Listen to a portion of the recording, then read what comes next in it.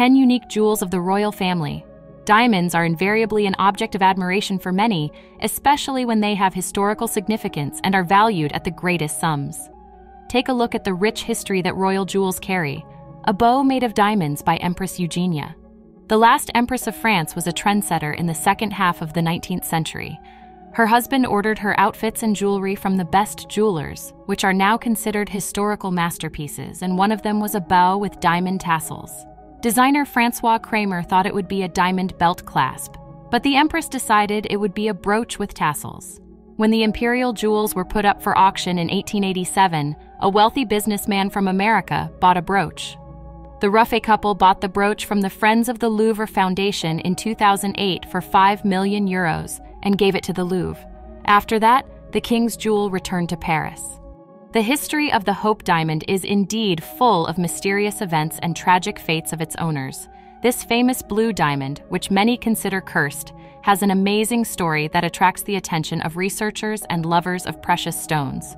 According to legend, Tavernier really brought the diamond from India, and although the stories about the curse and the tragic death of Tavernier are more part of a myth than a historical reality, they add a special flavor to the stone. The reality is that Tavernier sold the diamond to the French king and really lived a long life. The tragic fate of Louis XVI and Marie Antoinette, as well as the stories of subsequent owners, including the connection with the death of the Titanic, only enhance the mystical aura around the diamond. And although there is no evidence that the diamond really carries a curse, these stories remain part of its legend. Interestingly, the idea of the curse could have been a marketing ploy designed to increase the interest and value of the stone. Eventually, the Hope Diamond was sold and is now in the Smithsonian National Museum of Natural History, where everyone can see it. This story is a perfect example of how human fantasy and reality intertwine to create fascinating historical narratives. The Knots of Love tiara, also known as the Vladimir tiara, really has a rich history associated with the British royal family and the House of Romanov. This decoration has become famous for its unique design and beauty, as well as the interesting story that accompanied its owners. After the revolution, the tiara was exported from Russia and eventually ended up in the hands of the British royal family. Its name, Knots of Love, comes from a design in which diamond knots are placed on top of pearls fixed in diamond arches. Queen Elizabeth II actually gave this tiara to Princess Diana as a wedding gift, which speaks to the importance and value of the tiara in the royal family. After Princess Diana's death, the tiara returned to the royal collection and was subsequently seen on Kate Middleton, highlighting her continuing role in royal traditions.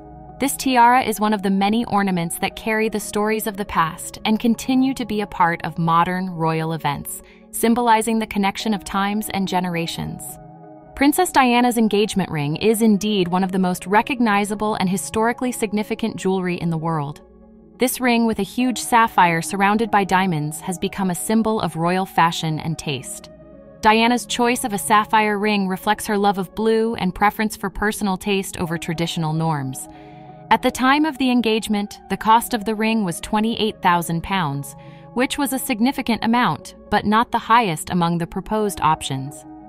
An interesting fact about the ring is that after Diana's death, her youngest son, Prince Harry, inherited it.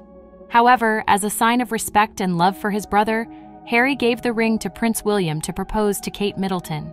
This gesture highlights the close bond between the brothers and their shared respect for their mother's memory. Since then, the value of the ring has increased significantly, and it is estimated at more than £250,000, which reflects not only its material value, but also its historical and symbolic significance. The ring continues to be an important part of royal history and traditions, and is also an object of admiration for many jewelry lovers around the world. The crown of St. Edward is not just a symbol of power, but also a real work of art, full of history and symbolism. Each stone on it has its own meaning and significance, which makes this crown truly unique. The crown of St. Edward is a crown that is used during the coronation of the monarchs of Great Britain. It was made for Charles II in 1661 and is made of 22-karat gold. The crown is 30 centimeters high, weighs 2.23 kilograms, and is decorated with 444 precious stones. After 1689, due to its weight, The crown was not used for the coronation of any monarch for more than 200 years.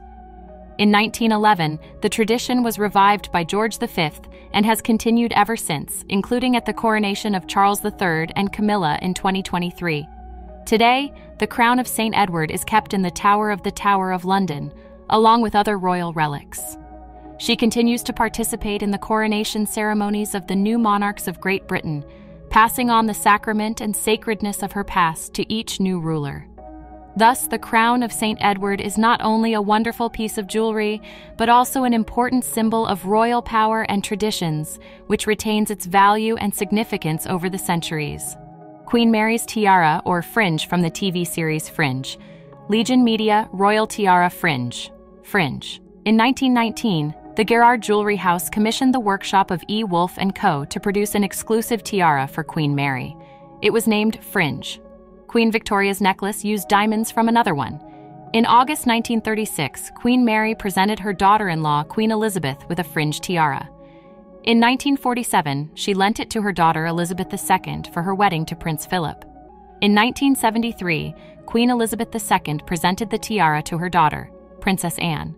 Thus, this crown turned into a real treasure of the family and witnessed many important events in the life of the royal family. The history of the fringe tiara is truly unique and reflects the rich history of the British monarchy. This piece of jewelry is not only a wonderful piece of jewelry, but also symbolizes the heritage and traditions of the royal family. The fringe tiara has witnessed many significant moments and continues to be a part of royal celebrations and ceremonies. It is an important element of royal history and culture. Elizabeth Taylor's Wandering Pearl. Peregrine. The world's largest pear-shaped pearl, weighing 55.95 carats, was discovered in the 6th century. Don Pedro de Tiermes presented it to Philip II, the future King of Spain, and gave freedom to the slave who found the pearl. Mary Tudor received a pearl from Philip II, which she wore in a brooch.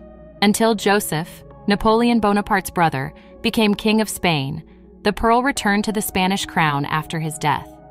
Later, Joseph was forced to leave the country, taking with him a pearl and several jewels. Then it was called La Peregrina, wandering. In 1969, Richard Burton bought a pearl for Elizabeth at Sotheby's auction.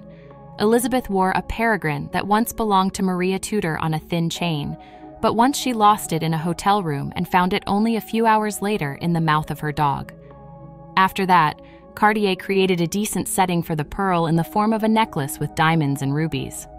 The Delhi Durbar tiara is another remarkable example of royal jewelry that carries historical and cultural significance. Created for Queen Mary to travel to Delhi in 1911, this tiara reflects the splendor and luxury of the British monarchy at that time. Originally decorated with Cambridge emeralds, the tiara has undergone design changes over time, which is a common practice for royal jewelry to match changing tastes and circumstances. The transfer of the tiara from Queen Mary to Queen Mother Elizabeth and then to Elizabeth II underlines its importance as a family heirloom and a symbol of the continuation of the dynasty.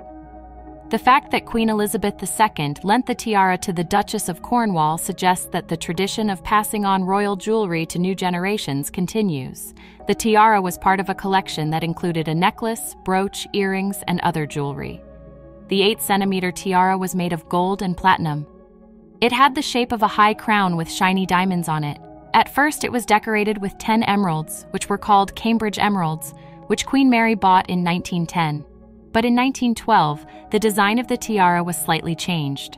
In 1947, Queen Mary gave the tiara to Queen Elizabeth for her trip to South Africa. The Queen Mother kept the tiara until her death in 2002, and then it was inherited by Elizabeth II. In 2005, the Queen lent this tiara to her sister-in-law, the Duchess of Cornwall. Thanks for watching. If you liked the video, subscribe to the channel and like it. Thanks.